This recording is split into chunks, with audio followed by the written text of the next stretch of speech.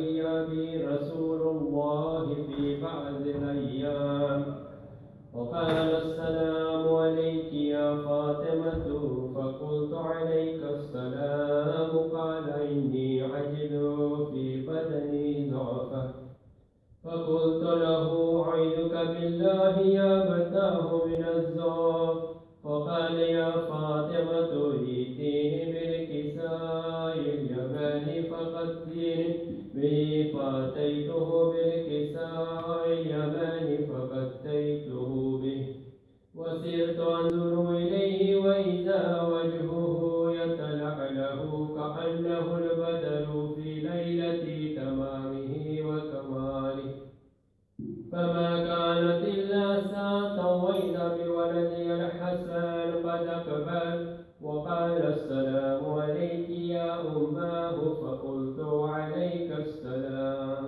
يا قرة عيني وثمرة فؤادي فقال يا أماه إني أشم عندك رائحة طيبة كأنها رائحة جد رسول الله فقلت نعم إن جدك تحت الكساء فأقبل الحسن نحو الكساء وقال السلام عليك يا جداه يا رسول الله أتأذن لي أن أدخل معك تحت الكساء وقال وعليك السلام يا ولدي ويا صاحب حوزي قد أذنت لك فدخل معه تحت الكساء فما كانت إلا ساعة وإذا بولدي الحسين قد أقبل وقال السلام عليك يا أماه فقلت وعليك السلام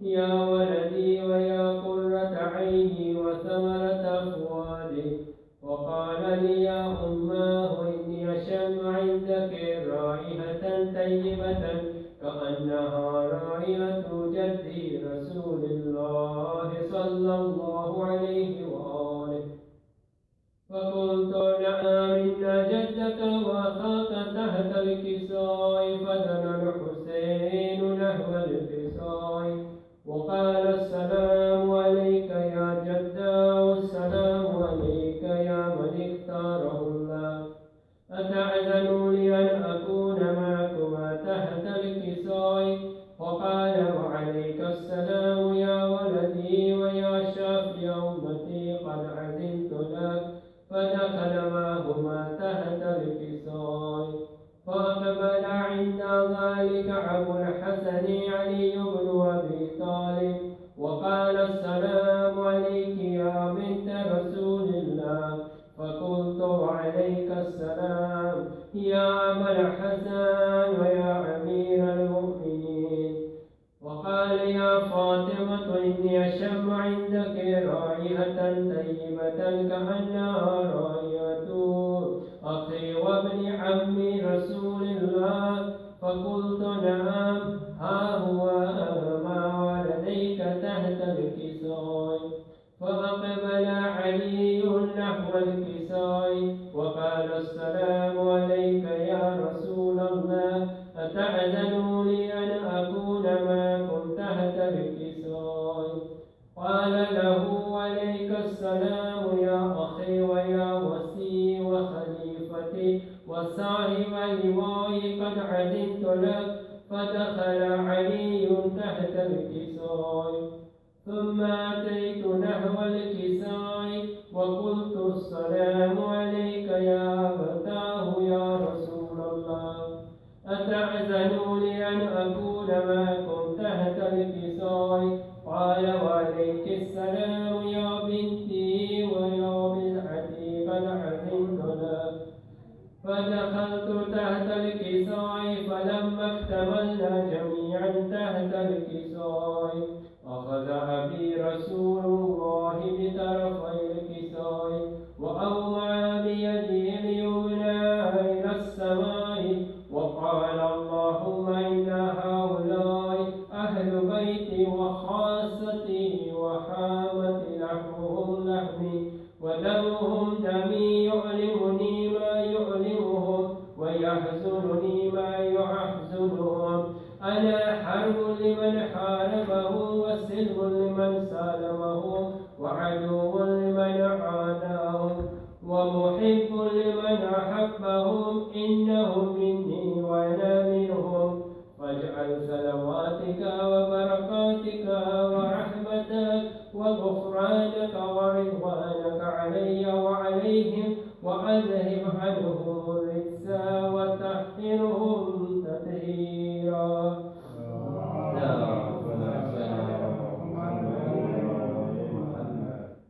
فقال الله عز وجل يا ملائكتي ويا سكان سماواتي إني ما خلقت سماء مبنية ولا عرضا مدحية ولا قمرا منيرا ولا شمسا مزية ولا فلكا يدور ولا بحرا يجري ولا فلكا يسري إلا في محبة هؤلاء الخمسة الذين هم تحت الوصال.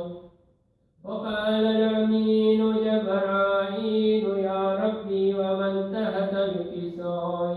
وقال عز وجل هم أهل بيت النبوة ومعدن الرسالة هم فاطمة وأبوها وبعلها وبنوها.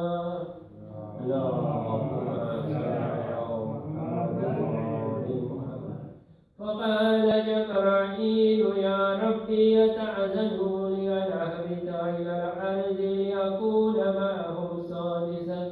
وقال الله نعم قد عزمت لك. فهبط الأمين جبرائيل وقال السلام عليك يا رسول الله.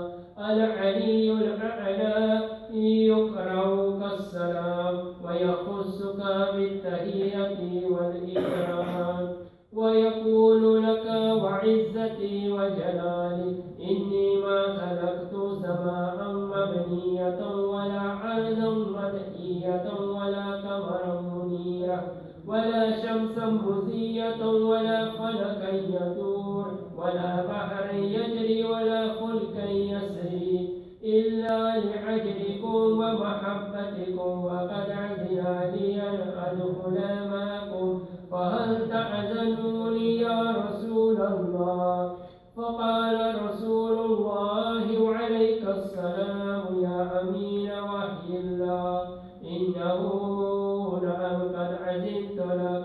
فدخل جبرائيل معنا تحت الكساء وقال لأبي إن الله قد أوحى إليكم يقول إنما يريد الله ليذهب عنكم الرجس أهل البيت ويطهركم تطهيرا.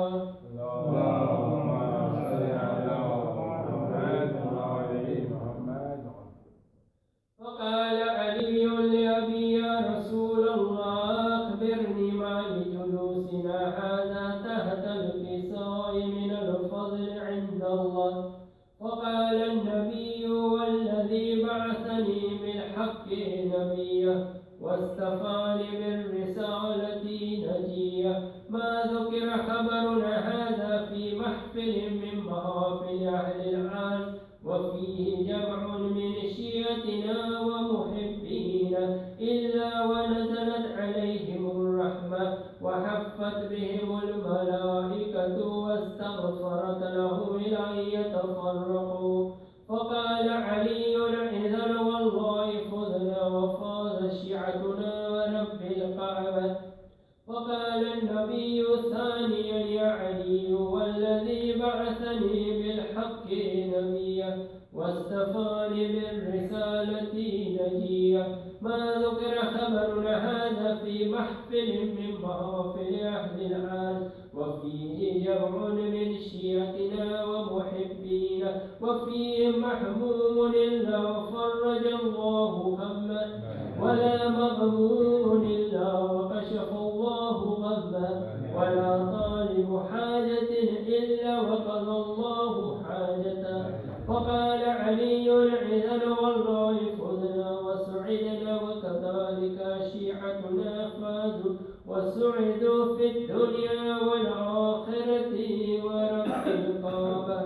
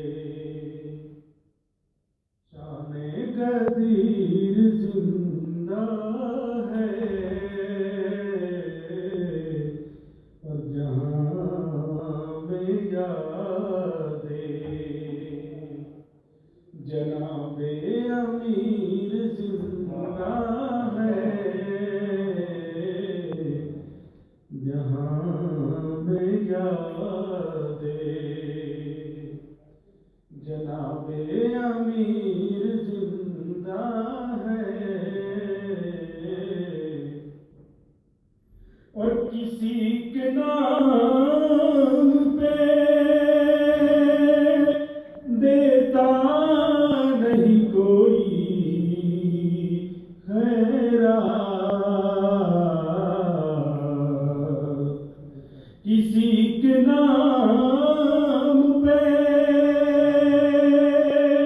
دیتا نہیں کوئی خیرات، علی کے صدقے میں اب تک فقیر زندہ ہے، علی کے صدقے میں اب تک فقیر زندہ ہے۔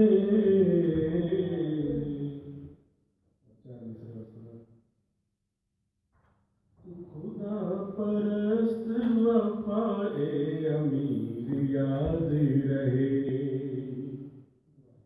خدا پرست وفائے امیر یاد رہے، اور زمانے بھر کو نبی کا وزیر یاد رہے، اور بنایا جاتا ہے مسجد میں اس لیے منبر، بنایا جاتا ہے مسجد میں اس لیے منبر، نمازیوں کو بھی عید غدیر یاد رہے، نمازیوں کو بھی عید غدیر یاد رہے۔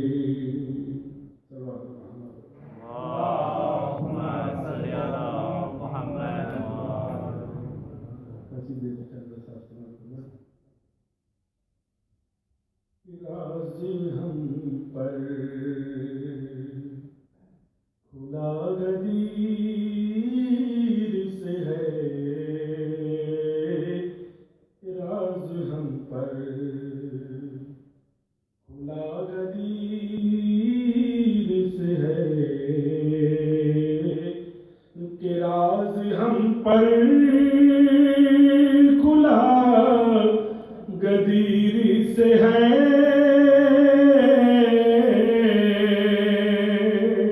راز ہم پر کھلا غدیر سے ہے، اور سارا دین خدا غدیر سے ہے، سارا دین خدا غدیر سے ہے، اور وہ علی کو تو مانتے ہیں مگر، ارے وہ علی کو تو مانتے ہیں مگر، بس انہیں مسئلہ غدیر سے ہے، بس انہیں مسئلہ غدیر سے ہے، اور فتح خیبر کے مال سے الفتی، فتح خیبر کے مال سے الفتی، شیخ جی کو گلا غدیر سے ہے، شیخ جی کو گلا غدیر سے ہے، اور آپ کیا شے ہے مولوی صاحب، ارے آپ کیا شے ہے مولوی صاحب، انبیاء کی بقا غدیر سے ہے،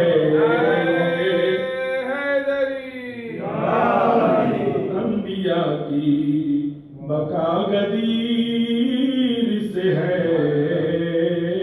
اور رابطہ خود کرے گا اس سے خدا،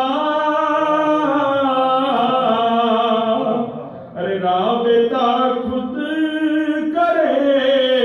گا اس سے خدا گر تیرا رابطہ غدیر سے ہے، گر تیرا رابطہ غدیر سے ہے۔ اور آخری سے کچھ نہیں دین کر بلا کے بغیر، ارے کچھ نہیں دین کر بلا کے بغیر، اور خود کر بلا غدیر سے ہے، اور خود کر بلا غدیر سے ہے، راز ہم پر بلا غدیر سے ہے۔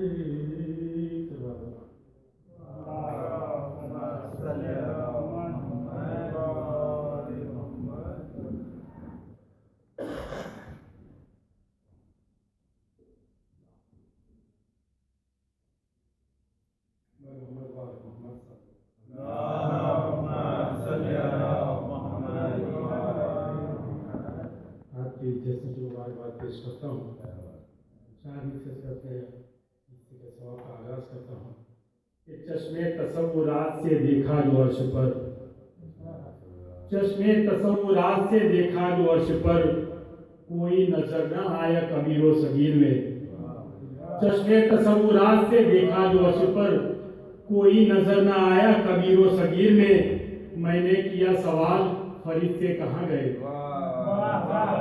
میں نے کیا سوال فرشتے کہاں گئے، رب نے کہا کہ بھیجے گئے ہیں غدیر میں، میں نے کیا سوال فرشتے کہاں گئے، رب نے کہا کہ بھیجے گئے ہیں غدیر میں، رب نے کہا کہ بھیجے گئے ہیں غدیر میں، علی کا جشن منانے چلو غدیر چلے، علی کا جشن منانے چلو غدیر چلے، نصیب اپنا بنانے چلو غدیر چلے، نصیب اپنا بنانے چلو غدیر چلے۔ اور جو لوگ آتش بغض علی میں جلتے ہیں، جو لوگ آتش بغض علی میں جلتے ہیں، انہیں کچھ اور جلانے چلو غدیر چلے، انہیں کچھ اور جلانے چلو غدیر چلے۔ مولا علی ولی کی ولایت کو بانٹ کر، مولا علی ولی کی ولایت کو بانٹ کر، مجھ پر میرے رسول نے احسان کر دیا، مجھ پر میرے رسول نے احسان کر دیا۔ ارے مشکل بہت تھا، مشکل بہت تھا فرق حرام و حلال کا، مشکل بہت تھا فرق حرام و حلال کا، یہ کام بھی غدیر نے آسان کر دیا، مشکل بہت تھا فرق حرام و حلال کا، یہ کام بھی غدیر نے آسان کر دیا۔ تو فلک پہ لکھا ہوا واقعہ غدیر کا ہے، فلک پہ لکھا ہوا واقعہ غدیر کا ہے، یہ آفتاب نہیں حاشیہ غدیر کا ہے، اور ازل سے طے تھا پر اعلان اب ہوا ہے یہاں، ازل سے طے تھا پر اعلان اب ہوا ہے یہاں، ولی پرانا ہے منبر نیا غدیر کا ہے، ولی پرانا ہے منبر نیا غدیر کا ہے، اور لگانے آگ جو آیا تھا بیت زہرا پر، لگانے آگ جو آیا تھا بیت زہرا پر، وہ کوئی اور نہیں دل جلا غدیر کا ہے، لگانے آگ جو آیا ہے بیت زہرا پر، وہ کوئی اور نہیں دل جلا غدیر کا ہے، وہ کوئی اور نہیں دل جلا غدیر کا ہے، کہ مسرور تھا ہر ایک قبیلہ غدیر میں، مسرور تھا ہر ایک قبیلہ غدیر میں، لیکن سسک رہی تھی ثقیفہ غدیر میں، لیکن سسک رہی تھی ثقیفہ غدیر میں، اور پہنا رہے تھے تاج ولایت رسول حق، پہنا رہے تھے تاج ولایت رسول حق، قرآن پڑھ رہا تھا قصیدہ غدیر میں، قرآن پڑھ رہا تھا قصیدہ غدیر میں، قرآن پڑھ رہا تھا قصیدہ غدیر میں۔ آخری چالیس سے سماپت کرنا کہ بغیر ان کے اگر ہے تو بندگی ہے حرام، بغیر ان کے اگر ہے تو بندگی ہی نہیں، بغیر ان کے اگر ہے تو بندگی ہی نہیں، علی کا عشق ضروری ہے آدمی کے لیے، بغیر ان کے اگر ہے تو بندگی ہی نہیں، علی کا عشق ضروری ہے آدمی کے لیے۔ اور غدیر نے علی اصغر کو پیار کر کے کہا، غدیر نے علی اصغر کو پیار کر کے کہا، یہ تیر کھا کے ہنسا ہے میری خوشی کے لیے۔ غدیر نے علی اصغر کو پیار کر کے کہا، یہ تیر کھا کے ہنسا ہے میری خوشی کے لیے، یہ تیر کھا کے ہنسا ہے میری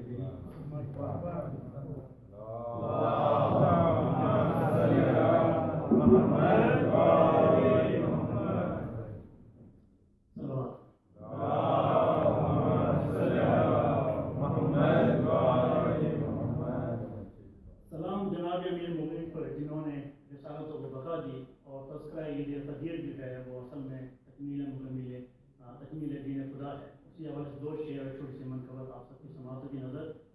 دلوں میں دوران خون بھی غدیر سے ہے، دلوں میں دوران خون بھی غدیر سے ہے، خدا پرستوں کی پہچان بھی غدیر سے ہے، اور کوئی نشان کوئی خط کوئی لکیر نہیں ہے، کوئی نشان کوئی خط کوئی لکیر نہیں ہے، وہاں پر دین نہیں ہے جہاں پر غدیر نہیں ہے۔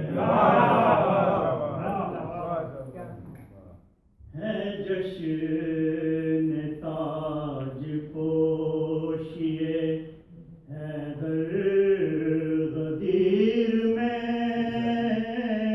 ہے جشن تاج پوشیے حیدر غدیر میں، اللہ پڑھ رہا ہے قصیدہ غدیر میں، اور گونجی تھی جب فضاؤں میں من کنتوں کی صدا،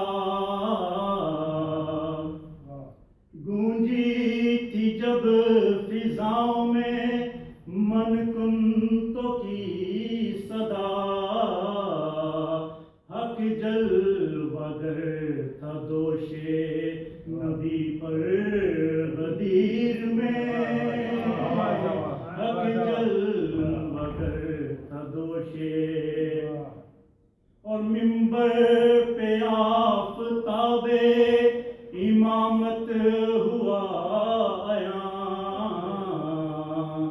منبر پہ آفتاب امامت ہوا عیاں، جب سج گیا کجاؤں کا منبر غدیر میں، جب سج گیا کجاؤں کا،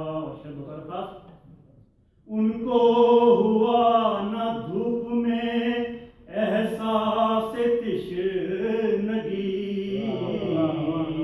ان کو ہوا نہ دھوپ میں احساس تشنگی، تھے جو محب ساقیے کوثر غدیر میں، اور بغض علی کی دھوپ میں روپوش ہو گئے، بغض علی کی دھوپ میں روپوش ہو گئے، تھے جس قدر بھی دشمن حیدر غدیر میں، اور شعر کچھ لوگ بہتے بہتے سقیفہ تک آ گئے، کچھ لوگ بہتے بہتے سقیفہ تک آ گئے،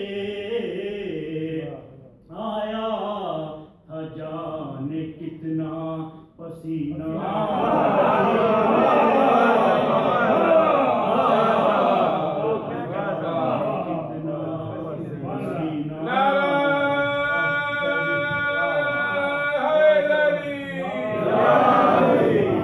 کچھ لوگ بہتے بہتے سقیفہ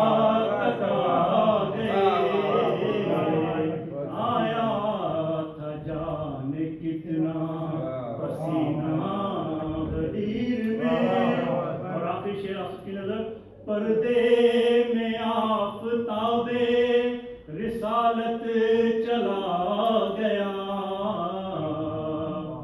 پردے میں آفتاب رسالت چلا گیا، چمکا کے دین کا مقدر غدیر میں، چمکا کے دین کا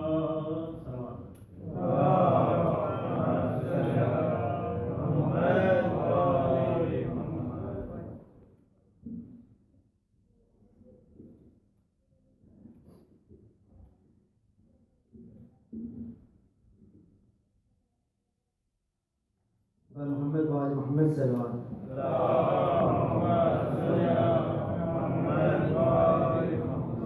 نظر میں مدح و ثنا کے دیے جلائے ہوئے، نظر میں مدح و ثنا کے دیے جلائے ہوئے، نظر میں مدح و ثنا کے دیے جلائے ہوئے، نظر میں مدح و ثنا کے دیے جلائے ہوئے، کھڑا ہوں شاہ سلونی سے لو لگائے ہوئے، کھڑا ہوں شاہ سلونی سے لو لگائے ہوئے، علی کے حسن کی خیرات بٹنے والی ہے، علی کے حسن کی خیرات بٹنے والی ہے، علی کے حسن کی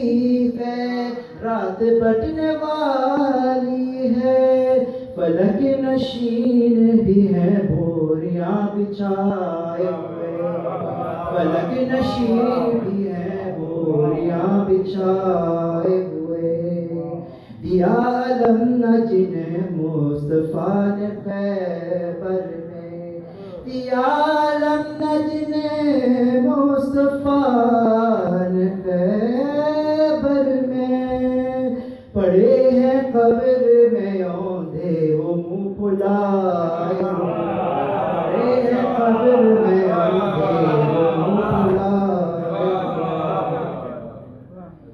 علی کے عشق کی دھڑکن نہیں ہے جس دل میں، علی کے عشق کی دھڑکن نہیں ہے جس دل میں، وہ لوگ اب بھی بتوں سے ہیں دل لگائے ہوئے، وہ لوگ اب بھی بتوں سے ہیں دل لگائے ہوئے، جلوس ماتم شہ میں جو ہاتھ اٹھتے نہیں، جلوس ماتم شہ میں جو ہاتھ اٹھتے نہیں، یہ سب ہے جنگ احد کے تھکے تھکائے، یہ سب ہے جنگ احد کے تھکے تھکائے، منافقین کی حالت بیان کیا ہو سلیم، منافقین کی حالت بیان کیا ہو سلیم، کھڑے ہوئے ہیں بہت دور منہ چھپائے ہوئے، کھڑے ہوئے ہیں بہت دور منہ چھپائے ہوئے، نظر میں مدح و ثنا کے دیے جلائے ہوئے، پر محمد وآل محمد صلی اللہ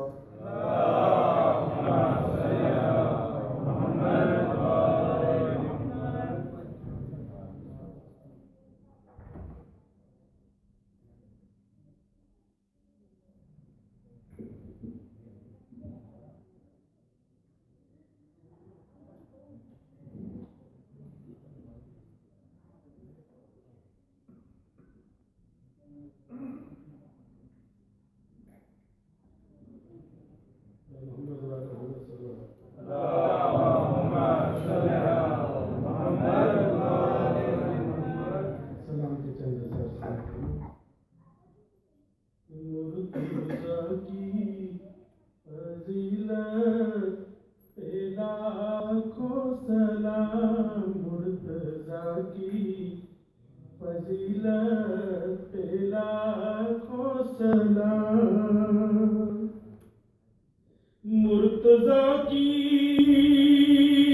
فضیلت پہ لاکھوں سلام، مرتضیٰ کی فضیلت پہ لاکھوں سلام، بھیجو کعبے کی زینت پہ لاکھوں سلام، بھیجو کعبے کی زینت پہ لاکھوں سلام، اور بولے خیبر اکھاڑا تو باب خیبر اکھاڑا تو بولے نبی،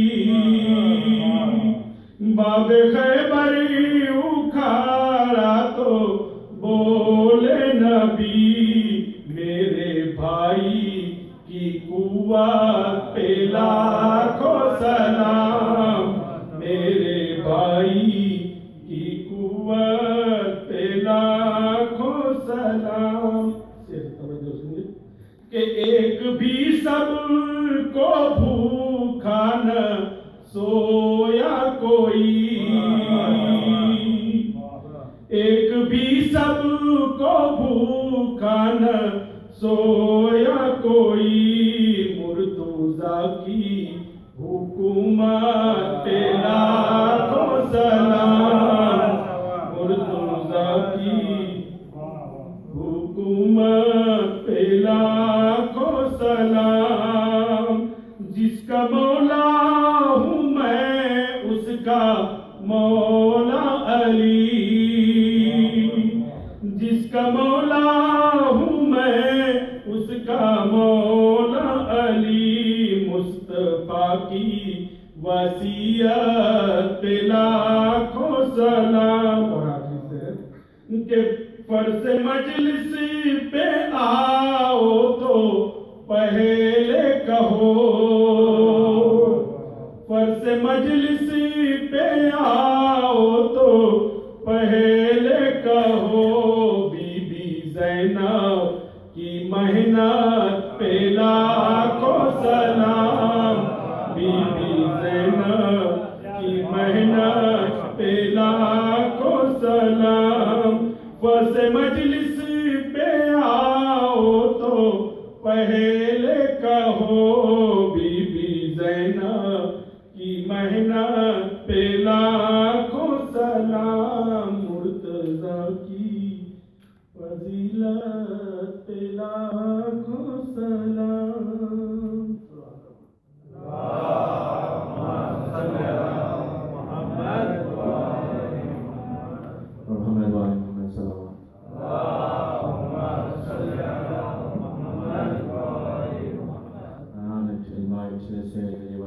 come forward to deliver today's lecture of Muhammad wa alayhi salawat.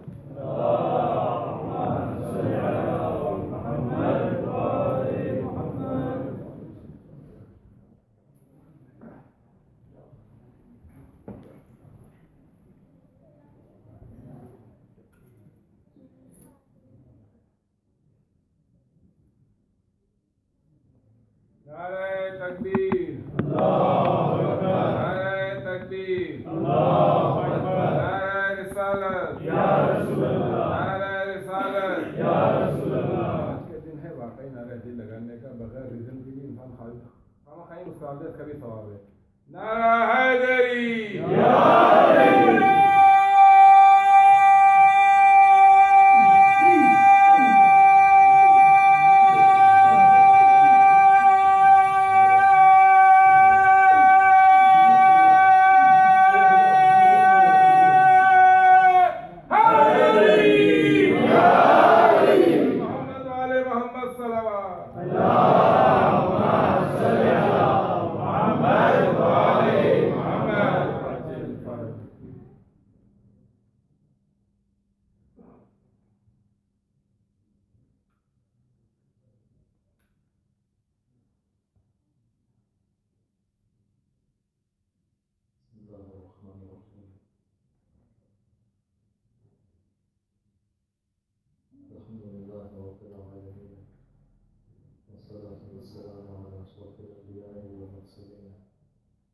سيدنا ومولانا أبي القاسم محمد. اللهم صل على محمد وآل محمد وعلى آل بيته الطيبين الطاهرين المعصومين المغفورين الذين قضى الله حكمهم واستغفرهم كثيرا. اللهم صل على محمد وآل محمد. On occasions like this, it's very difficult to plan anything. You think to yourself, what do we talk about today? On the one hand, we can talk about the concept of wilaya and its philosophy. On the other hand, you can just talk about Amir al-Mu'mineen, which in itself is ibadah. So I was coming here thinking to myself, what are we going to discuss? What are we going to talk about? Very rare times in the year that happens. One story comes to mind. And it encapsulates exactly what wilaya is and what Ghadeer is. There are different angles to it, but I'll give you a story and then we'll get underway. Sister Josie was a very famous Sunni scholar. In fact, he was bordering on a kind of conservative side. He used to come to the main mosque, Jama al-Umawi, and he would sit there and he'd give lessons. So one day, he thought to himself, I'm probably the most knowledgeable person here. Whatever question anybody asks me, very easily answer it. Ana came in, the Kabul came in. So he gets on the member one day and says, Ali ibn Abi Talib said something many centuries ago. Let me see if I can say the same thing. Gets on the member exactly the same thing that Amir al-Mu'mineen said in Masjid Kufa or in Medina. Gets up and he says, ask me, Saloon, he says, ask me. And he stops there. And just as it goes, wherever you find Umawi, somewhere in the middle you'll find somebody who's a follower of al-Mu'mineen.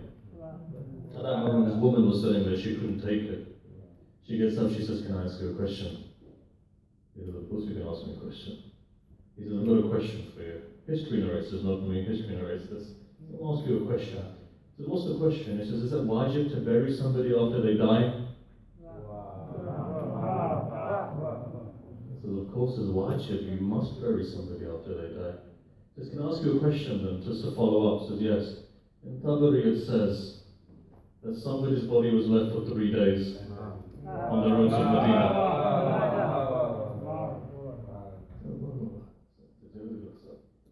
Gets a bit angry now. Obviously, what is he going to reply to that? He gets angry. In the process of becoming angry, he turns around and he says, women shouldn't be leaving their houses. If you've left the house without your husband's permission, la'nat on you. And if you've left the house with your husband's permission, la'nat on you. She goes, I've got a follow-up question. Says, what is it? So did Aisha leave with the permission of her husband or without the permission of her husband?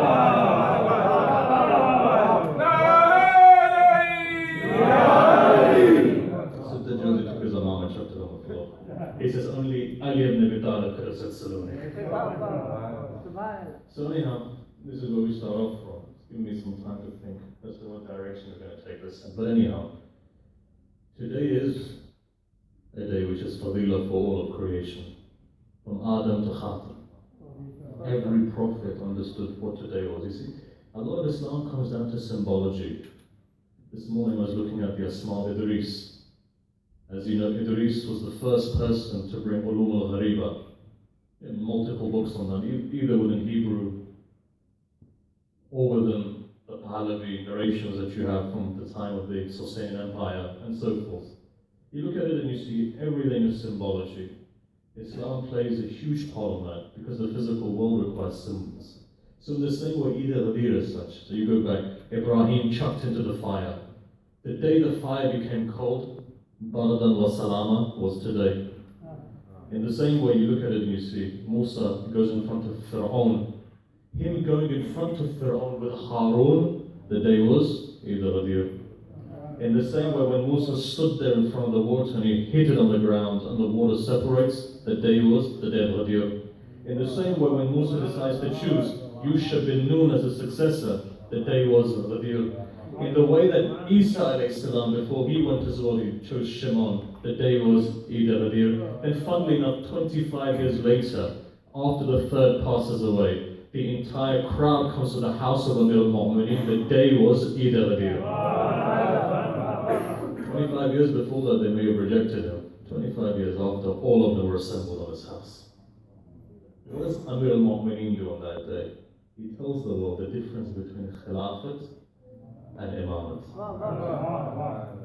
So there's a discussion in this day and age you find today that is Khilafat wajib upon the Imams or is it not? But anyhow, it's another discussion for another day. What is Khilafat?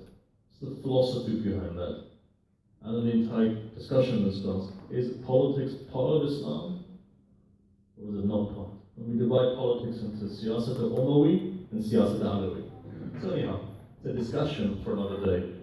But the fact is this day, therefore, is holy. Look around and see. Today's that day where Riwayat day again. It says for those people who are fasting, Hadith says, it says that when you break the fast of a person on this day, the reward is 1,000 Hajj, 1,000 Umrah. And that poor guy who's just been sweating away in Saudi Arabia, it's been 50 degrees, just managed to shave his hair off. And even that, he's been keeping his hair intact for the last 50 years of his life. Shaved it off, come back, and he says that one Hajj of mine has taken so much in here to give food on the day of Ghadeer, 1,000 Hajj, 1,000 Umrah. Look at the fadail of today, honestly. And the answer is very simple. How is it possible? Why is it possible? Well, I can see. It's the same we would say with Shuhada. Every step that you take 1,000 Hajj, 1,000 Umrah. What is it? What does it mean? What is the batin of the arkan that we have? What is the batin of ahkam that we have? That story is there. It's just that one day.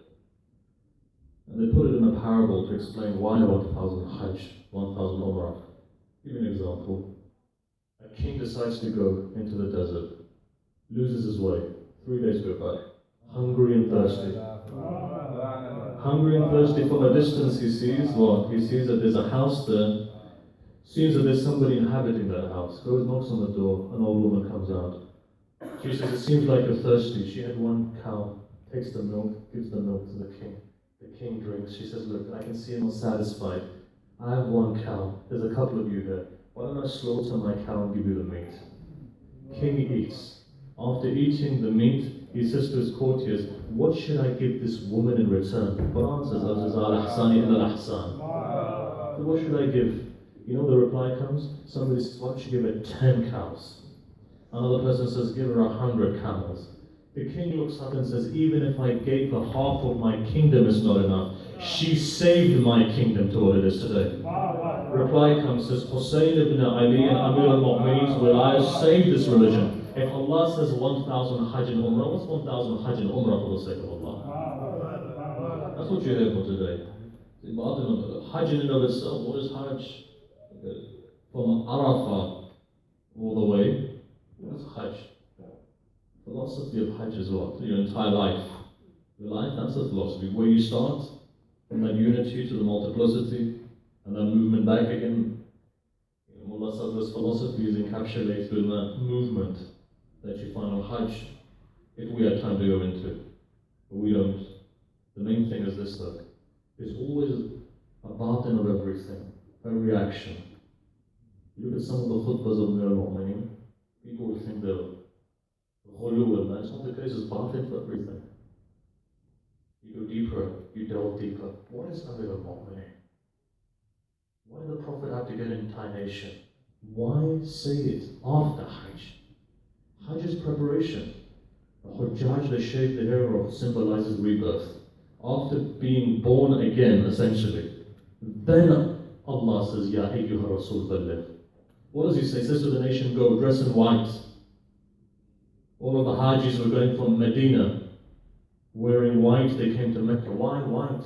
Because it disguises all of our aibs. Whoever you are, regardless of who you are, Allah will say to you, dress in white. That's the only time where Allah hiding you. Allah hides you in us, but the fact is, everyone's eyes should be hidden from the fact that even if he knows that his brother's a sinner, but the minute that you go, you wear that white ihram, all of a sudden certain things become haram upon you. One quality that one should have is the ability to keep white. So here it says, everyone dress in white. multitude of people, differences are there. They're different from different parts of the world. The minute you wear white, straight away, Allah's hiding your sins, and at the same time, your purity is there.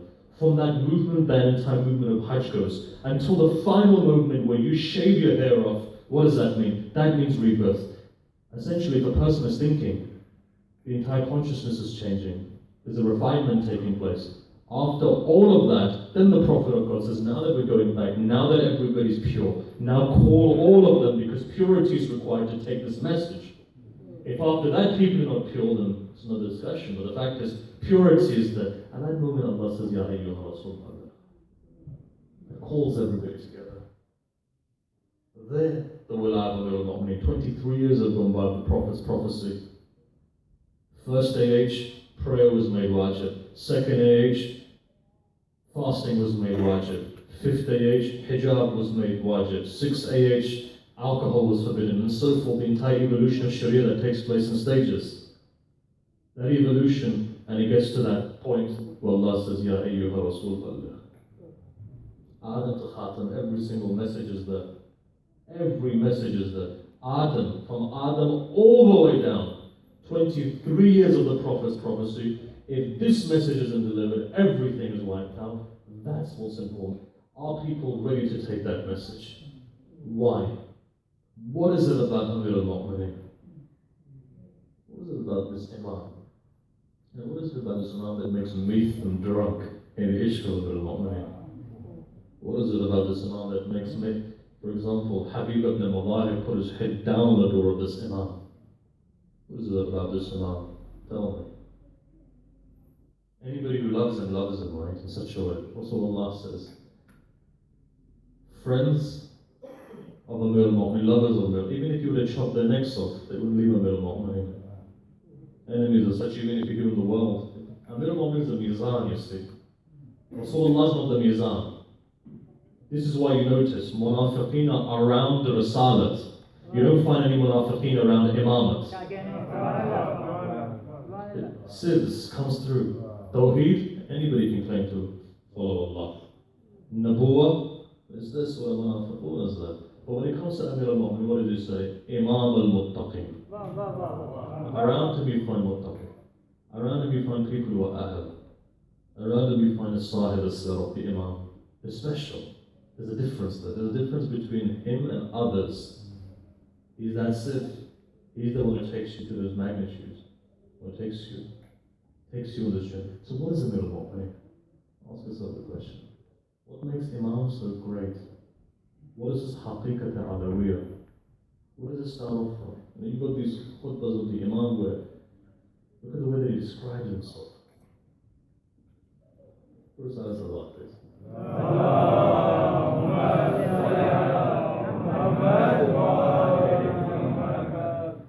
Almost a lot. And if you come forward, please.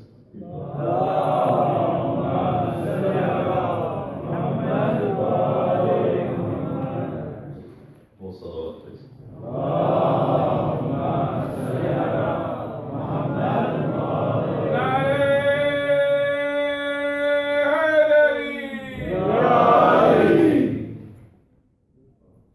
What is it about Amir al-Mu'mineen?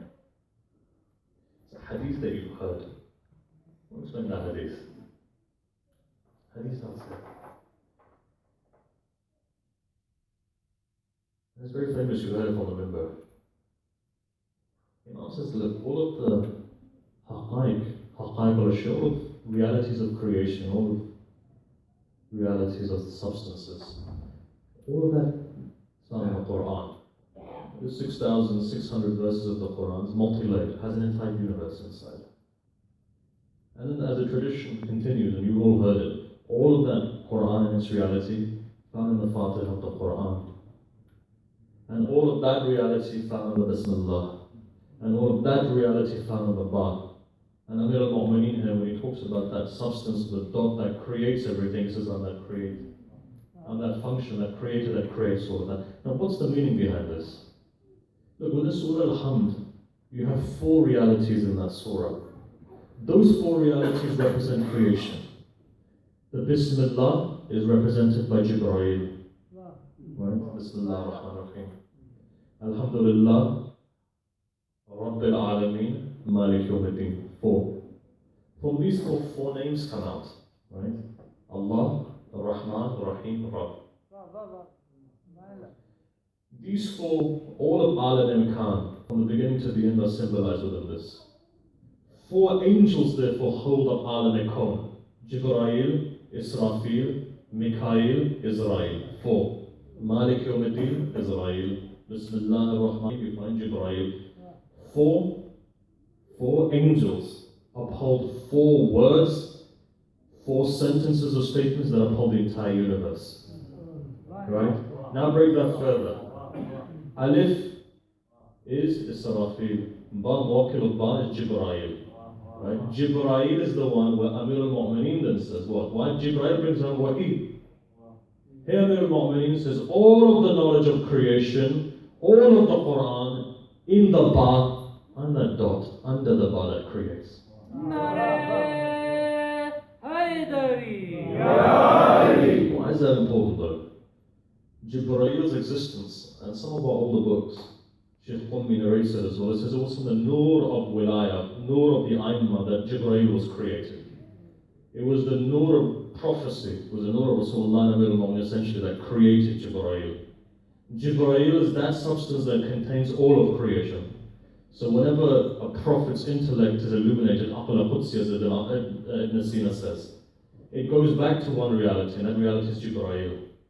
All of the knowledge of creation and existence therefore goes back to Ba, Jibrail, and all of that goes to the dot. That dot under the Ba is that which, as one poet once said, he said, ilm was found under that dot, under the Ba, under that dot. It was the ignorant who spread that knowledge. That's why you find that an alim spreads knowledge. A hakim takes all of that knowledge and puts it into one sentence. Amir al-Mu'mineen said 1400 years ago, for example, that Islam is 2 things. Your duty to God and humanity. And today, 1400 years later, all of the philosophers are still discussing what it is. Hikmah therefore is what? What is hikmah? Hikmah according to tradition is this. According to Greek philosophers as well. Hikmah means this. Hikmah means to be able to take something extremely complicated and to translate it to the average person. Why? Because that complicated nature is left for the ulama. Hikmah means something. Hikmah is this. Hikmah means that it appeals to 7 billion people.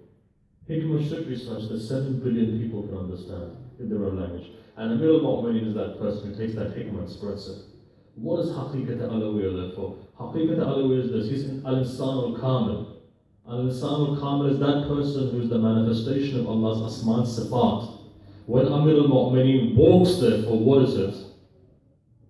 In the same way as the name Allah is Ism Jam.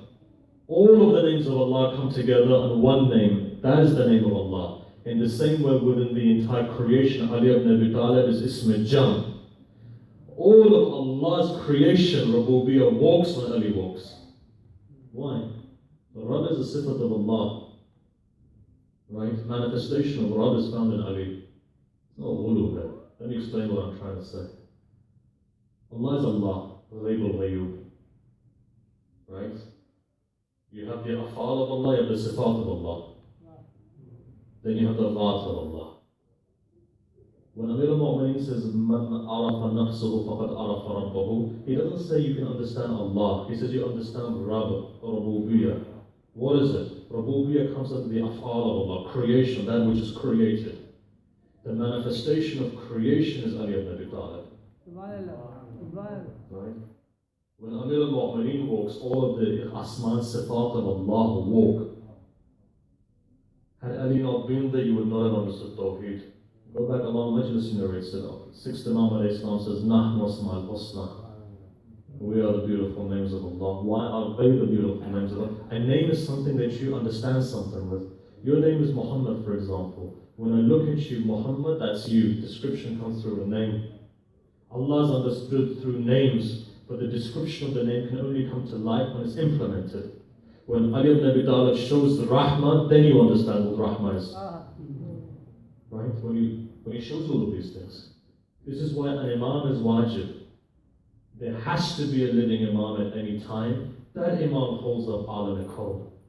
Why does that Imam hold up Alam al-Kawn? Because he holds together the Asma. That's why an imam is important. Ayn Tawheed, Allah's far above that. Allah's far above that. Ayn Tawheed. For one to understand the Asma and Sifat of Allah requires Amir al-Mu'mineen. And this is where what you find. You find Amir al-Mu'mineen's entire life is a translation of the Sifat of Allah. He has all of those qualities which are opposing. For example, you look at a father, doesn't necessarily mean every father is a good leader. Doesn't mean that every leader, for example, is a good prime minister. Doesn't necessarily mean that every prime minister is a good scholar. Doesn't mean that every scholar is a good orator. You look at every single positive quality within creation, you find it in Amir al-Mu'mineen. Let me tell you a story. 25 years go by. Amir al-Mu'mineen, 3 days after, comes out of his house. He says, fine, people are compelling me to accept this God, I'll accept it. He says, but when he comes out of the house, there's something different about this Imam. On his finger was the ring of Sulaiman. Right? On his back was the Aba of the Prophet. In his hand was a stick of Ibrahim that was passed to Musa. As he begins to walk, on his body was the shirt of Ibrahim when he was chucked into the fire. Amir al-Mu'mineen begins to walk. As the Imam begins to walk, you find all of the Asma begins to walk. Amir al-Mu'mineen comes towards the mosque. As he begins to walk into the mosque, the member of the Prophet was there. As the member of the Prophet was there, the lower stage was for the third, and the one high was for the second, and one high was the top place was the Prophet. As Amir al-Mu'mineen begins to walk, he steps on 1, 2, 3, comes and sits on the top, and he says, praise be to that Allah, that Haqq has finally come back to its place.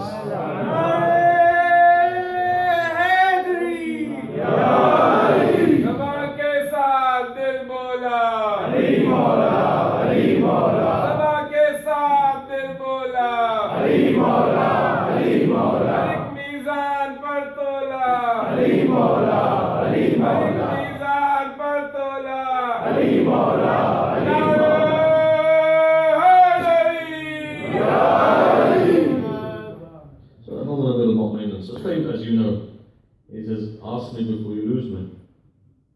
Why? Because he knows the realities of the higher levels better than the physical world. He's created for the high levels, not for this.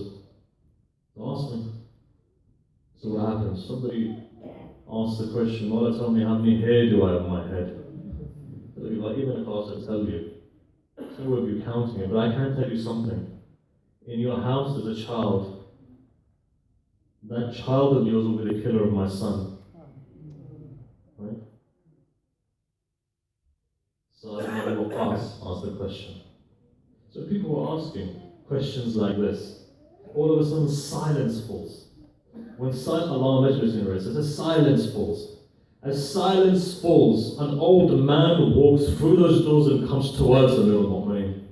The man was old, so he was wearing something around his waist to hold him up. And he had something around his head, on his forehead, to keep his eyes back because he was very old. As he begins to walk, this old man asks a question. He says, Ya Ali, tell me something. He says, what? He says, Ali, where's Jibreel? The hadith says Amir al-Mu'mineen looks to the right, and all of reality there, and to the left. He looks up, he looks down, he looks at the people. At that moment he replies, he says, oh old man, know that Jibreel is not anywhere within Alam Ekon. That leaves two of us, either me or you. I'm Ali ibn Abi Talib, therefore you're Jibreel. At that moment it says that this old man all of a sudden comes into light, ascends. Hadith says, dome opens, leaves the dome closes again. There's a couple of munafiqeen were sitting there. He said, what's the purpose of Jibreel to show up like that? Why did he have to? Excuses are required. That's a little Mu'min. Same way as you have similar stories with Khidr as well, Khidr alayhi salam. Comes in the same way. Comes to us a little Mu'min. What is Imam trying to show? What are these? They say Amir al-Mu'mineen showed 4,000 miracles in Kufa. No prophet or any of the other imams combined has shown 4,000 miracles. Right? Anyway, from Adam to Khatam, 4,000 documented miracles. Amir al-Mu'mineen showed 4,000. Question is asked why? Ulama asked, what's the purpose of this? Why did Amir al-Mu'mineen show more miracles than the Prophet did? Prophet is afdal, no doubt about that. Prophet is the Prophet. But here Amir al-Mu'mineen, what does he show? Raises the dead, puts his finger in the ground, water comes up. For example, 4,000 is a lot of miracles. Reply came, ulama given a reply to this. They says, this is the hujjah, it's the proof, sealed. Rasulullah, there's unity on. There was going to be difference from Amir al-Mu'mineen. For this reason, it was necessary for the Imam that he showed that many miracles to show the world that, look, who else can do this but me? Isn't that right? Amir al-Mu'mineen had two powers. قوة جسمانية and قوة رحمانية. Two powers that Amir al-Mu'mineen has. Every Imam has them, there's two. At one stage in Kufa, you see Imam can't even break bread. And another stage, you see that the Imam rips the door of Khaybar. Two powers given by Allah to him. One is his physical body and one is Rahmaniyah. One is that power, Quwwat Rahmaniyah from Allah. There's that philosophy on that. For example, Dhul Fiqar comes part of that. So when Ayatollah Ja'far Subhani was asked, what is Dhul Fiqar? What's the reality? Is the 12th Imam really going to come with a sword? It is no, the reality is part of this Quwwat Rahmaniyah. It's a defense mechanism of the Imam. Right? That defense mechanism takes any form that it needs to at a given time. But anyhow, that Imam Amir al-Mu'mineen, they say that Hajjaj bin Yusuf, when he came into power,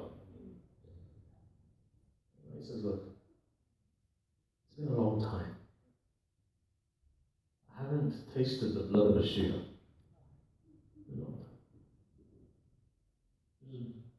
I've heard that there's a woman in Kufa, and she used to be one of the servants in the house of Fatima alayhi salam. She claims that Ali is greater than all of the other companions. Why don't you call her over? Let's see what she says. It's been a long time. Grabbed her, they brought her over. They said, the judge looks at her and says, do you believe that Ali is more afdal than all the Sahabis, the Ashab of Rasulullah? She looks at her, she says, I think you've got the wrong information. He goes, I thought so. She goes, shall I tell you what the right information is? He says, what is the right information? Then you tell me. She looks up and she says, my belief is not that Ali is afdal from all of the Sahabis. My belief is after the Prophet, Ali is afdal, full stop.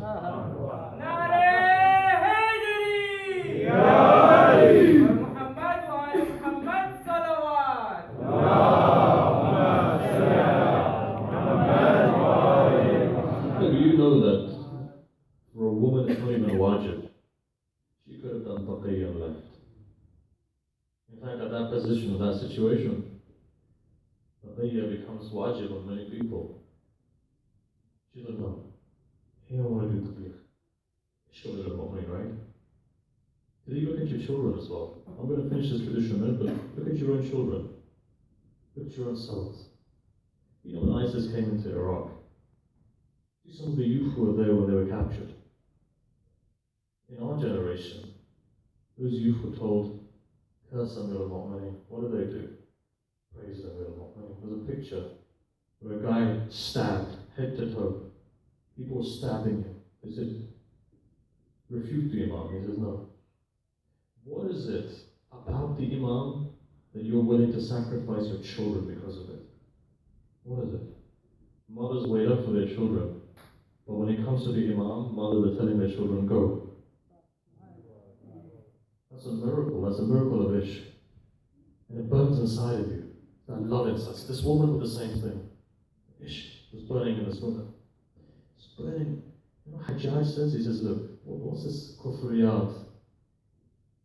Either you prove it, otherwise I'm going to kill you. She goes, what do you want me to prove it from? Quran or Hadith?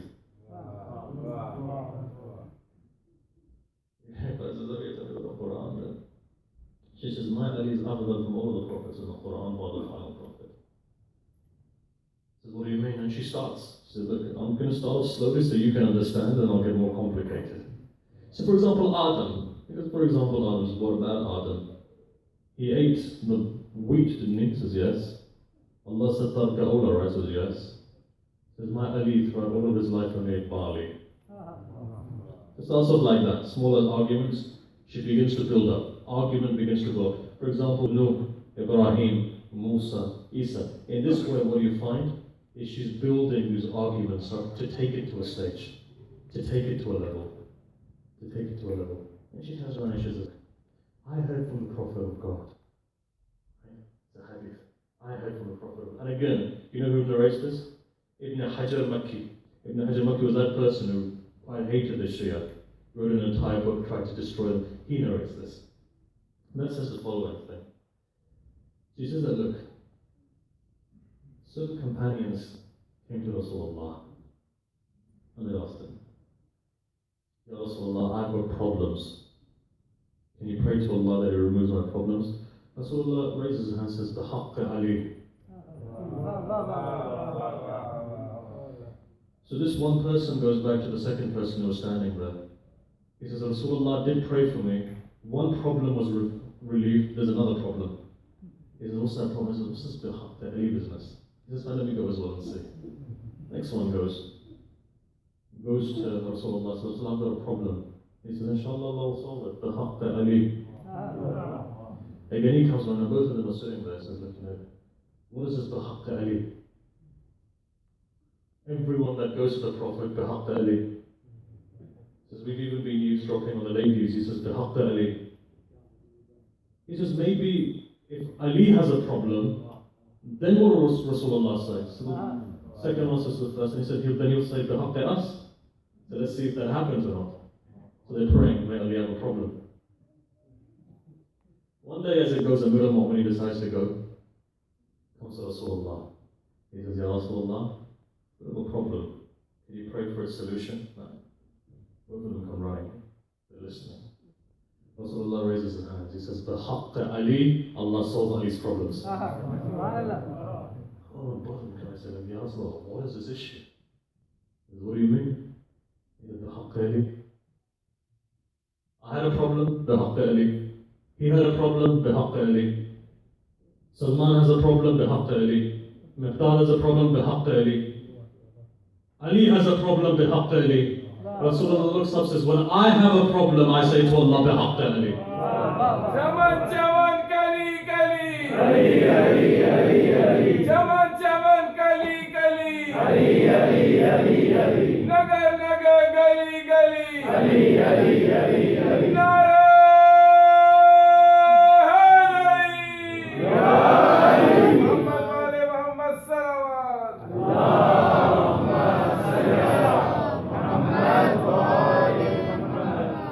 So they asked him, they said, why? What is it about Ali?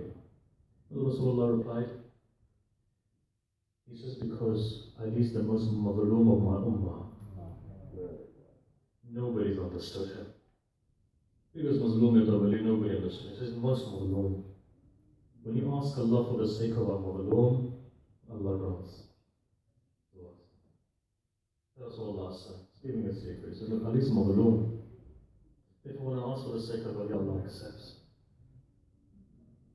Muhaddith Noori narrates. Right? Muhaddith Noori narrates. He says, one day I was in prison. In fact, he narrates from somebody. This person from Shiraz. He says, one day I was in prison. He says, when I was in prison, I had the rustle of the fourth Imam. That night I saw Rasulullah in my dream. Rasulullah says to me, he says, look, when it comes to those issues of the world, do not ask from Hassan, Husayn or Fatima. These three are for the hereafter. Whenever you have a spiritual issue, ask from them. He says, but when it comes to taking revenge in this world, then at that moment go to my brother Ali and ask him for revenge. He says, but Mawla, tell me, Ali couldn't get revenge for his wife. Now imagine asking, saying that to the Prophet. He says, yes, this was the amr of Allah. But in this world, understand, whenever you are stuck, whenever you're in trouble, whenever you have problems, go straight to my brother Ali and ask him. Rasulullah, how do we ask him? Ask him like this, Nada Aliyan Mahar al-Ajaib. Ask him. Why? Ayatollah Hassan Zada Amri, who is no one in this world who has more knowledge than him, in terms of the breadth and the width of knowledge. Nobody even compares himself to Ayatollah. Ayatollah Hassan Zada Amri says, Ism Adam is found in the name of Ali itself. You must try calling on the name of Ali and you'll see. Ism Adam is found within that. This is why, for example, ulama have said if you have a problem, 12,000 times recite Ya Ali. For example, you'll see your problem becomes hal. In the same way, there's different a'mals, 10 nights. You sit down, you recite Ya Ali after reciting 2 units of prayers, a certain amount of times, for example, your masala becomes hal. What is in the name of Amir al-Mu'mineen? Amir al-Mu'mineen, see, Ism al-Azam is not just a word. You know the hadith in Surah Kafi that says there's 73 letters that make Ism al-Azam. Asif had one of them in a blink of an eye. He bought what? The throne of Bilqis, right? Sulaiman, so there's a hadith of Sulaiman. Sulaiman is moving one day, he's on his carpet or so forth. It was a special instrument that was made only for him, or was a living being actually. And so Ali Qadi goes to the mountain, somebody asked him a question, he said, you know this Takht of Sulaiman, what was it? I told the Bajjah's teacher, he says, fine, let's go to the mountains just outside of Kufa. When they went there to the mountains, he goes inside. The man says, I saw with my own eyes, 1930s or 40s, and I saw with my own eyes, a weird creature comes out. When that creature comes out, Ayatollah Qadi asks him, he comes back. He says, that creature was alive in the time of Sulaiman. And I asked him the question, what was the Takht of this Sulaiman? He says, this was something specially created. One day Sulaiman is going on that very thing. All of the birds which were there, shielding Sulaiman from the sun. At that moment, the tradition says that one of Hudhud's wing slightly opened up.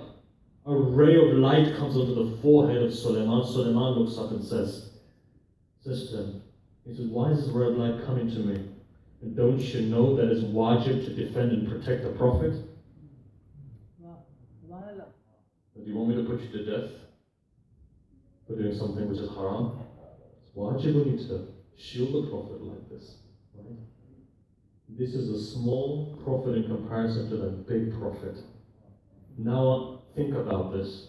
If people are running away and not defending the Prophet, what happens? And if a person is defending a Prophet, then what happens? Who is that Prophet? And who is that Imam? Amir al-Mu'mineen. So take it further. As we were saying, Amir al-Mu'mineen. Here, if I go back to tradition that we were narrating about the lady, Rasulullah says, whenever I have a problem, I say, Ya Ali. Ya Ali in and of itself is Isma Adam.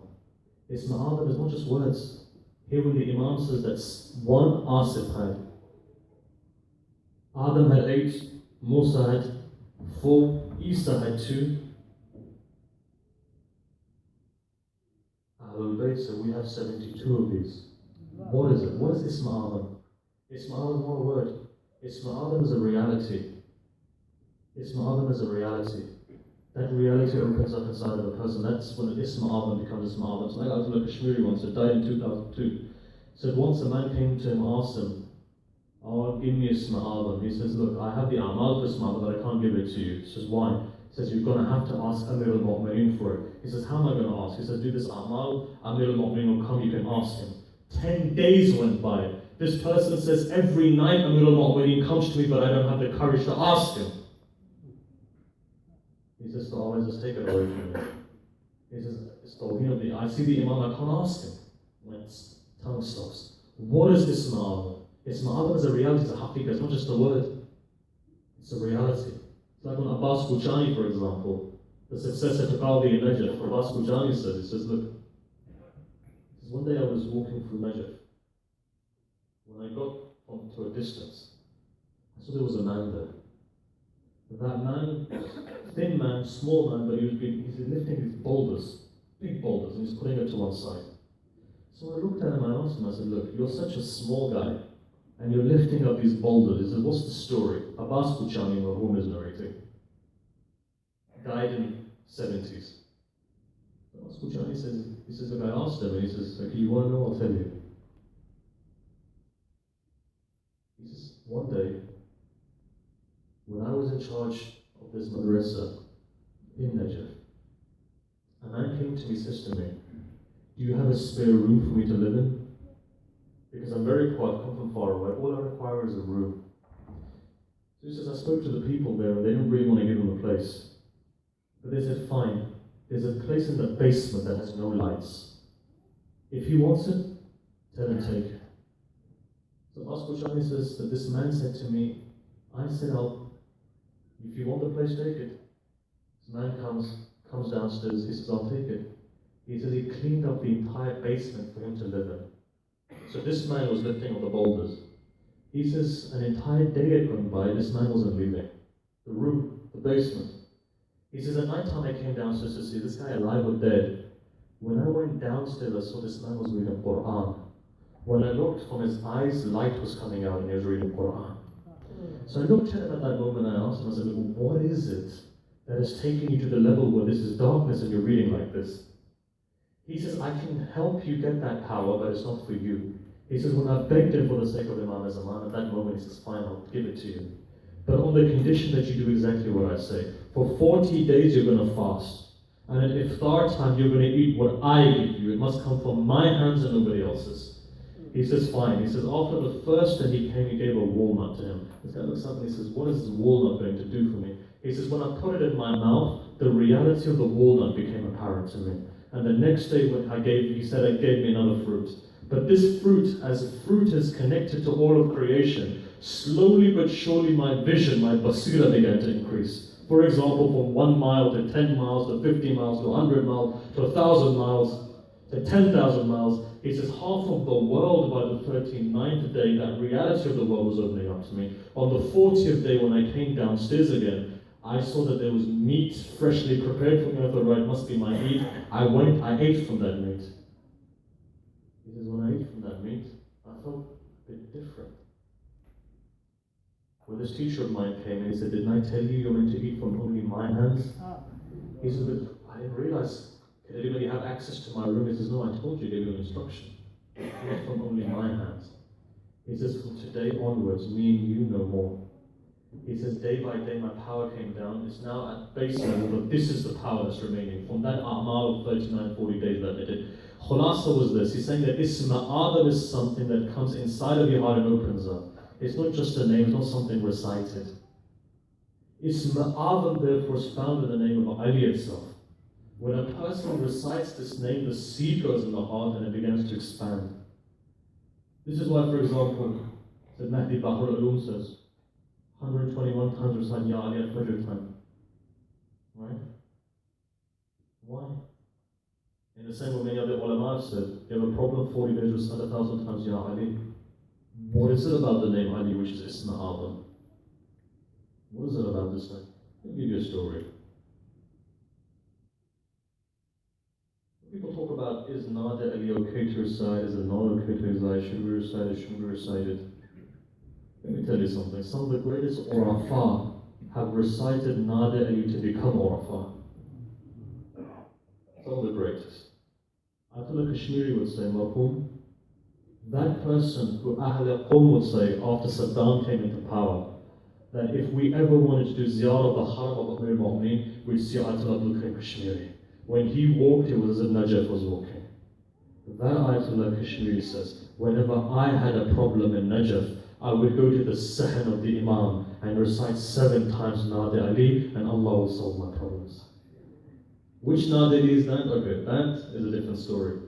It's slightly different from the one you may recite. There's an extra line at the end that Ayatollah Kashmiri will recite. I've seen the miracles of this particular Nada Ali myself. I've seen the miracles myself of what takes place. Nasrullah Borajuri, the great Arif at the moment living in Qom, he says, for example, he gives an entire spreadsheet of the sheet that he gave. He said, you want wealth 30 times. You want health 40 times.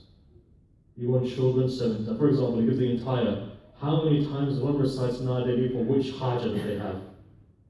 We've done it, we've seen the effects of it. So anyhow, Nada Ali, where does it come from? Why does it come? How does it come?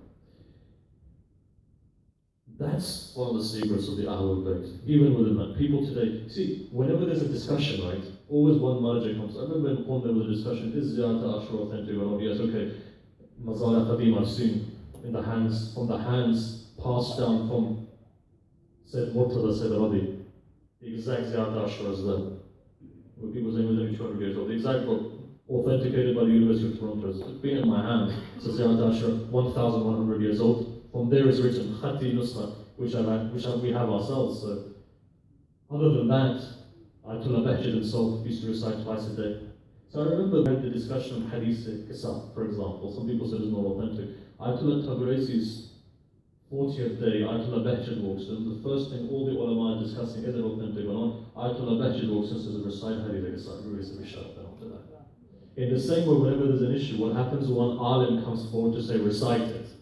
Ayatollah Abdul Karim Kashmir would say to his companions, recite this. I remember myself, Ayatollah Kashmir cured a person with Nadir Ali from cancer, reciting it over that person. It was an Amir of Nadir Ali. Right? Which Nadir Ali? That Nadir Ali which was delivered to the Prophet in Khaybar. Right? Which Nadir Ali is that? Now you've got to go and do a bit of research as to which it was. Maybe later on we can discuss what it was.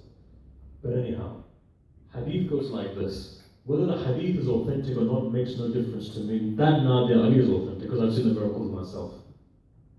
In that Nadir Ali, Rasulullah says, in 40 days, we're going to take over Khaybar. So he sends the first group of people, they come back unsuccessful. And a second group of people go, they come back unsuccessful. And a third group of people go, they come back unsuccessful. 39 days had gone by. Here, second Khalifa Umar narrates, he says that night came, that I went to Rasulullah and said, Ya Rasulullah, your Salat is at stake.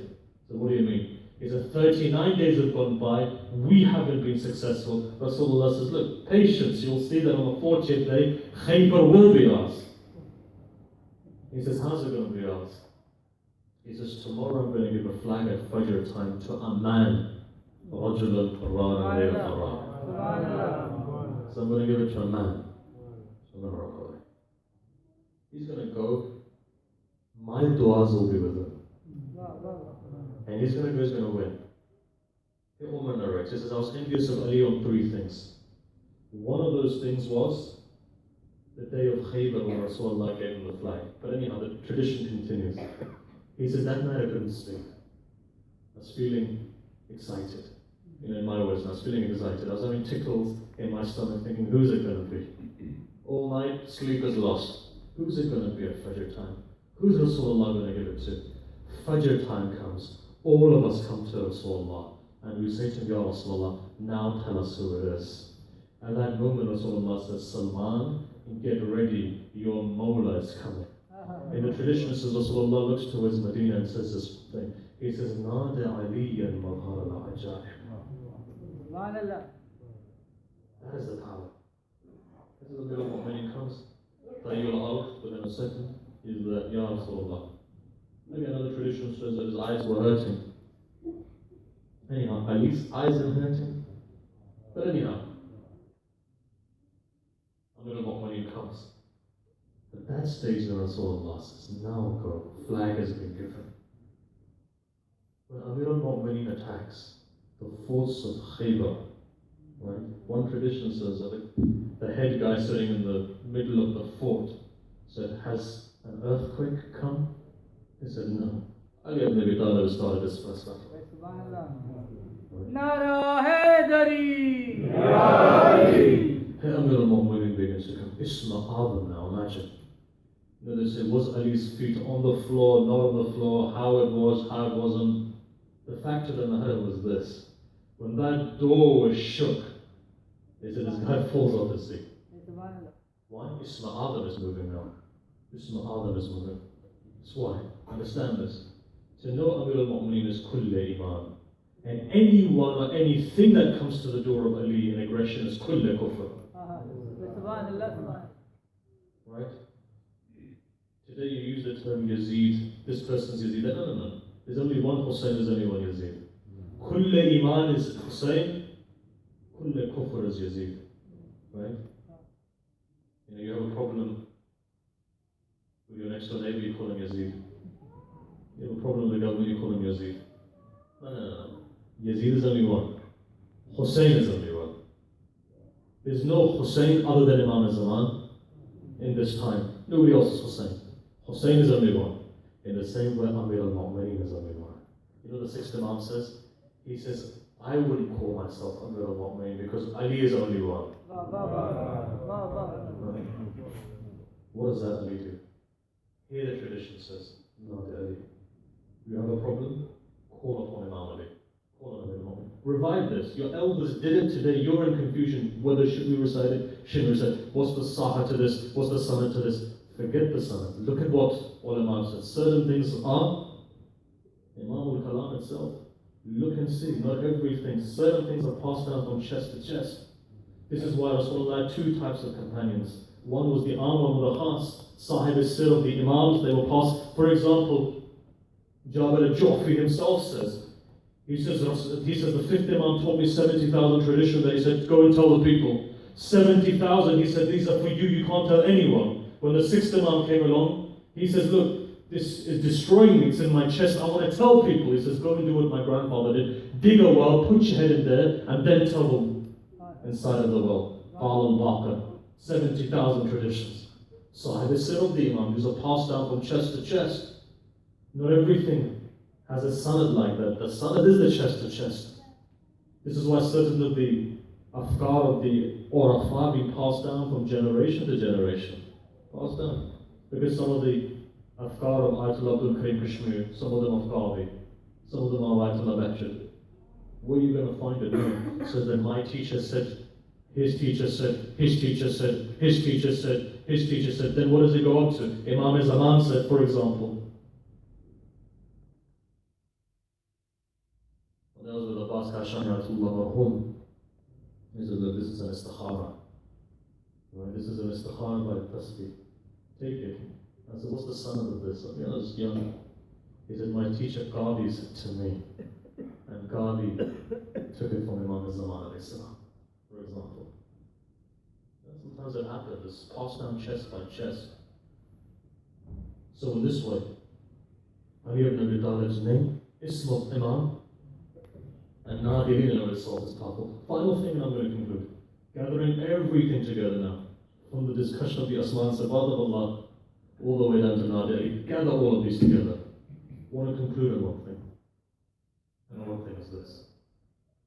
In this day and age, when there are inhiraf which is being spread, when there are khurafat which are taking place, you and your children need to go back to the Asr. And the Asr is Wilaya. Today's Eid Akbar. Today's the greatest Eid. Why? Because it differentiates those people who are on the haqq from those people who are batil. So I want to say something else, I stopped. But I'll say it now in the light of Sahih Muslim. And I'll say this. To use that philosophy here, what does Eid E Ghadeer symbolize? It symbolizes those people whose wiladat has taharat in it, and those people whose wiladat has najasat in it. That's what Eid E Ghadeer does. This is what Eid E Ghadeer does. It's a mizan. So make sure that you're harnessing that energy. Make sure that you're using that for your children. Make sure that you're implementing this wilayah in the same way as your grandparents and your great-grandparents did. Don't ever stop saying, Ya Ali. Well then Muhammad and Ali is a reality. And if a person all of their life just recites that, you'll see. In times of great difficulty, that very Muhammad and Ali will come and help you. That's what Imam Ali symbolizes. So anyhow, my time is over and above come to an end. May Allah give all of us on this blessed day truly the ability to be called a Shia of Amir al-Mu'mineen. The miracle isn't us calling ourselves followers of the Imam. The miracle is when the Imam says we are followers. May Allah give us all the opportunity that next time we stand in front of Amir al-Mu'mineen, at least we can say with pride that we also try to do something for the family of Rasulullah. May Allah, for the sake of Amir al-Mu'mineen, remove difficulties in our lives. give us the ma'arifah of the Isra Ramadan, hasten the reward of the Imam alayhi salam, and make us all part of his ansar. وصلى الله على سيدنا محمد وعلى آله الطاهرين.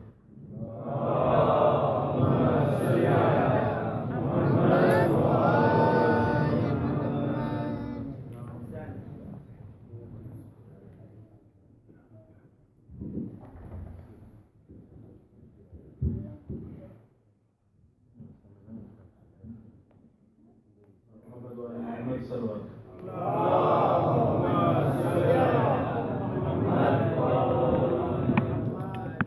Assalamu alaikum, my dear brothers and sisters. Firstly, I'd like to congratulate you all on this auspicious occasion of Eid E Ghadeer.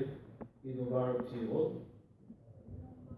There's a few announcements before we go on to the two engagement announcements that we have today. So the first one is the AV upgrade. As you can see, we've got temporary measures in place, but the management committee is in the process of upgrading the AV facilities in the centre. For more information, you can see the screen there, or it is available on the website. If anybody would like to contribute to the AV upgrade project, please see the Treasury team in both the ladies and gents. The next one is, with not long left with Muharram, just around the corner, with the Julus taking place in 2 weeks' time. We are looking for volunteers to take part and support in this project, so if you are interested, please speak to Brother Ali Rajani, and some information has gone out on the WhatsApp service. LBS trustees, so that's the Leicester Burial Scheme. We are looking for 2 female trustees, and if you are interested in supporting in the LBS project, that LBS scheme that takes place year on year, this is actually something that we're looking for 2 female trustees of the scheme to take part and get involved in. If you are interested, then please see myself and we can take that forward. And another announcement is the ladies subcommittee bylaws. You can find out more information on the website at MKSI Leicester /LSLE-vote. All ladies are requested to read the information and get involved. Please do note that you are required to register in order to vote for the ladies subcommittee. And the last announcement is the senior citizens raffle. Raffle tickets will be on sale today, £10 a ticket. The first prize wins you a Ziyarat ticket to Iraq, and the second prize a £200 cash prize. Third prize is £150, and fourth prize is a microwave. The draw will take place at the seniors function on Saturday, 16th. Buy your tickets now from Brother Murtaza Haji or Sister Zara Ismail in both the gents and ladies side. We'll now move on to the engagement announcements.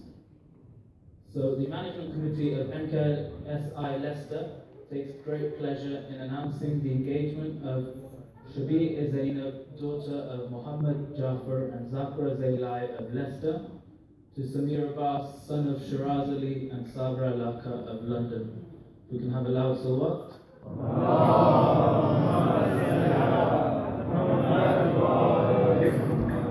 For the next engagement announcement, I'd like to call upon Mullah Versi to come up and deliver this in English and Gujarati. If we can invite him up with a loud salawat.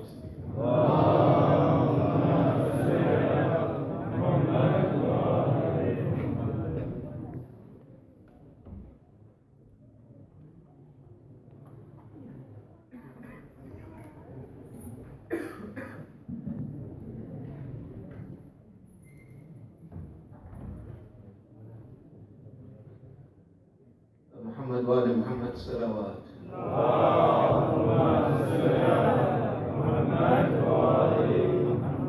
أعوذ بالله من الشيطان اللعين الرجيم. بسم الله الرحمن الرحيم.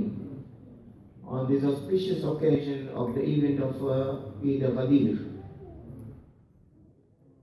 I am glad to announce the engagement of my daughter Fatima with Ali Sajjad Muhammad of Birmingham, the son of Sajjad and Nargis. Let us pray to Allah subhanahu wa ta'ala, bihaqqi Muhammad wa ali Muhammad. May Allah subhanahu wa ta'ala bless the couple with a healthy, long life, prosperous and happiness all the time. Muhammad wa Muhammad salawat.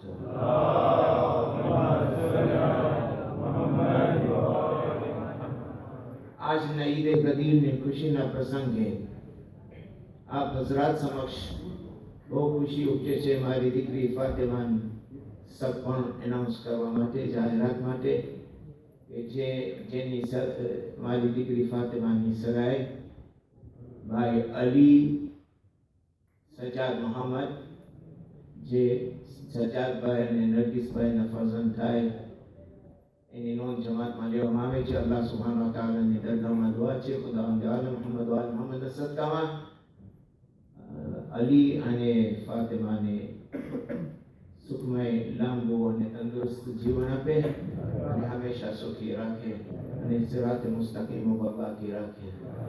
હવે આજે હસવાનો દિવસ છે. એક 2 minute લઉં છું તમારું. એક બાપ છે છોકરાને કહેતો હતો કે તું શાદી કર.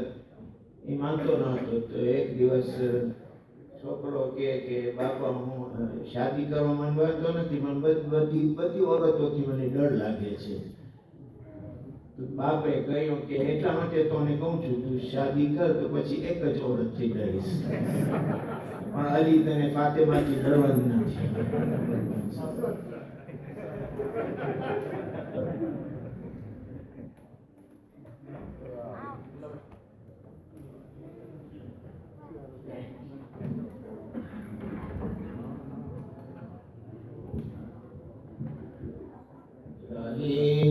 बीमार दस्ते बना जो बीमार हो जल्द पाए शफा इलाही बराए इमामे ज़मान हमें और शख्स दे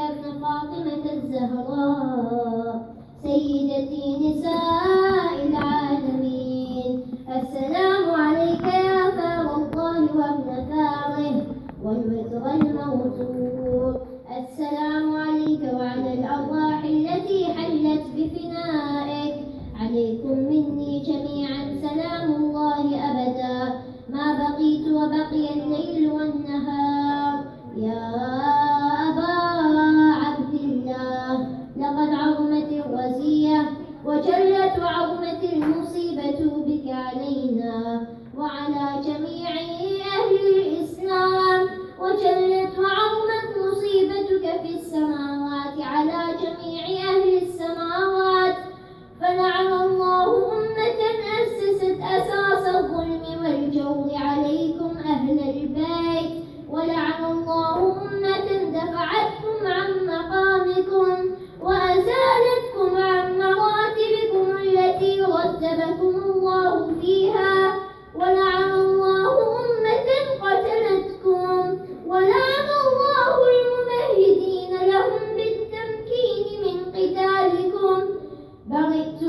الله وإليكم منهم ومن أشياعهم وأتباعهم وأوليائهم.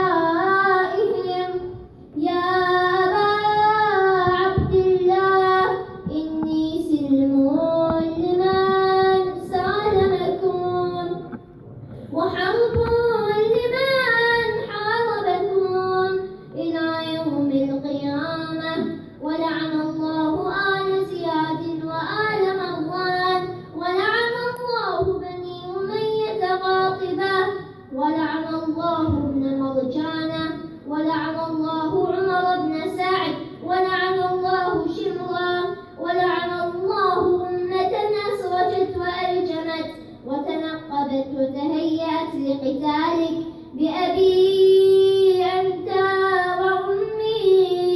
لقد عظم مصابي بك فأسأل الله الذي أكرم مقامك وأكرمني بك أن يرزقني طلب ثارك مع إمام منصور من أهل بيت محمد صلى الله عليه وآله.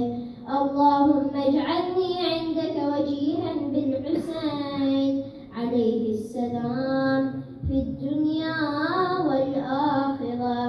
يا أبا عبد الله إني أتقرب إلى الله وإلى رسوله وإلى أمير المؤمنين وإلى فاطمة وإلى الحسن وإليك بموالاتك وبالبراءة ممن قاتلك ونصب لك الحرب وبالبراءة ممن أسس أساس الظلم والجور عليكم. وأبرأ إلى الله وإلى رسوله ممن أسس أساس ذلك وبنى عليه بنيانه وجرى في ظلمه وجوره عليكم وعلى أشياعكم. بردت إلى الله وإليكم منهم وأتقرب إلى الله ثم إليكم بموالاتكم وموالاة وليكم وبالبراءة من أعدائكم والناصبين لكم الحرب وبالبراءة من أشياعهم وأوليائهم. يا أبا عبد الله إني سلم لمن سالمكم وحرب لمن حاربكم وولي لمن والاكم وعدو لمن عاداكم. فأسأل الله الذي أكرمني بمعرفتكم ومعرفة أوليائكم ورزقني البراءة من أعدائكم أن يجعلني معكم في الدنيا والآخرة وأن يثبت لي عندكم قدم صدق في الدنيا والآخرة.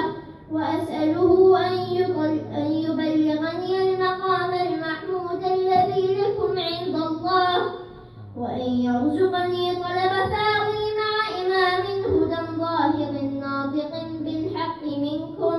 وأسأل الله بحقكم وبالشأن الذي لكم عنده أن يعطيني بمصابي بكم أفضل ما يعطي مصابا بمصيبته مصيبة ما أعظمها وأعظم رزيتها في الإسلام وفي جميع أهل السماوات والأرض.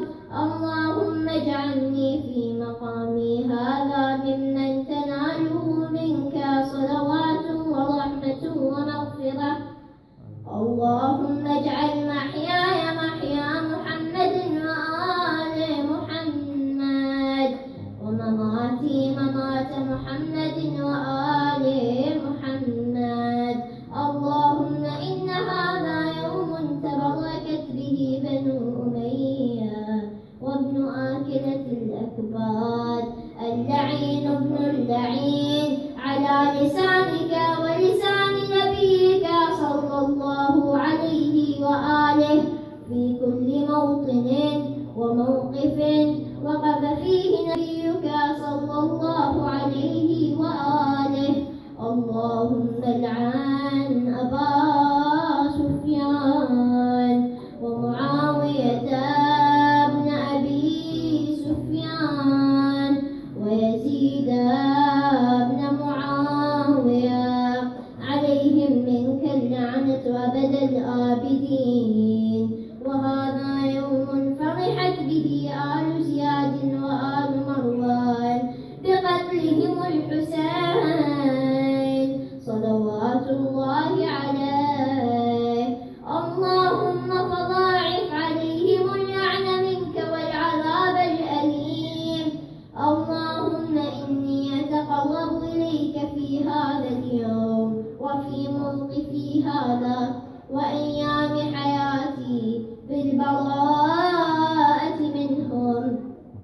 واللعنة عليهم، وبالموالاة لنبيك وآل نبيك عليه وعليهم السلام. اللهم لعن أول ظالم ظلم حق محمد وآل محمد، وآخر تابع له على ذلك. اللهم لعن العصابة التي جاهدت الحسين عليه السلام وشايعت وبايعت وتابعت على قتله. اللهم لعنهم جميعا. السلام عليك يا أبا عبد الله، وعلى الأرواح التي حلت بفنائك وأناخت برحلك. عليك مني سلام الله أبدا ما بقيت، وبقي الليل والنهار، ولا جعله الله آخر العهد مني لزيارتكم. السلام على الحسين وعلى علي بن الحسين وعلى أولاد الحسين وعلى أصحاب الحسين. اللهم خص أنت أول ظالم باللعن مني، وابدأ به أولا ثم الثاني ثم الثالث ثم الرابع. اللهم لعن يزيد بن معاوية خامسا، ولعن عبيد الله بن زياد وابن مرجانة وعمر بن سعد وشمرة وآل أبي سفيان وآل زياد وآل مروان إلى يوم القيامة.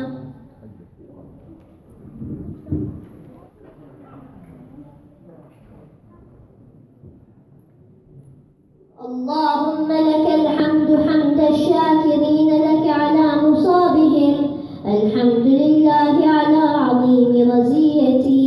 اللهم ارزقني شفاعة الحسين يوم الورود، وثبت لي قدم صدق عندك مع الحسين وأصحاب الحسين الذين بذلوا مهجهم دون الحسين عليه السلام. حاجة